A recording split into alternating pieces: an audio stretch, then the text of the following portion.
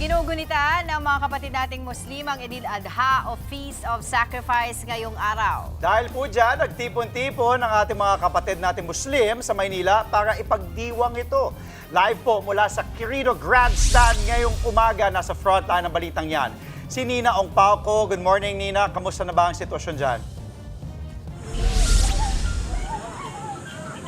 Andre, Angela, alas 5 pa lang ng madaling araw kanina ay nagtipon-tipon na ang mga kapatid nating Muslim dito sa Quirino Grandstand. Sama-sama silang manalangin bilang bahagi ng pagdiriwang ng Eid al-Adha.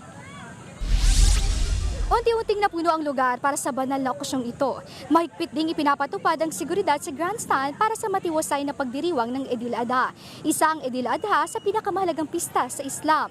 Tinatawag din itong Feast of Sacrifice o pista ng pag-aalay. Ginugunita rito ang pagsunod at pananampalataya ni Propeta Ibrahim na handang ialay ang kanyang anak bilang pagsunod sa utos ni Allah. Bahagi nito ang paghahandog o pagkatay ng hayop tulad ng kambing, tupa o baka. Ayon sa ilang dumalo, mahalagang Eid al-Adha bilang paalala ng matibay na pananampalataya, pagsunod sa Diyos at pagkakaisa ng komunidad. Andre, Angela, umaasa ang mga kapatid nating Muslim na magiging maganda o patuloy na magiging maganda ang panahon ngayong araw bilang pagdiriwang sa kanilang Eid al-Adha. Andre, Angela.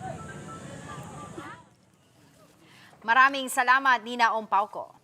Mga kapatid, Angela Lagunsad Castro po para sa komprehensibo at makabuluhang balitaan at talakayan. Mag-follow at subscribe na sa social media pages ng News 5.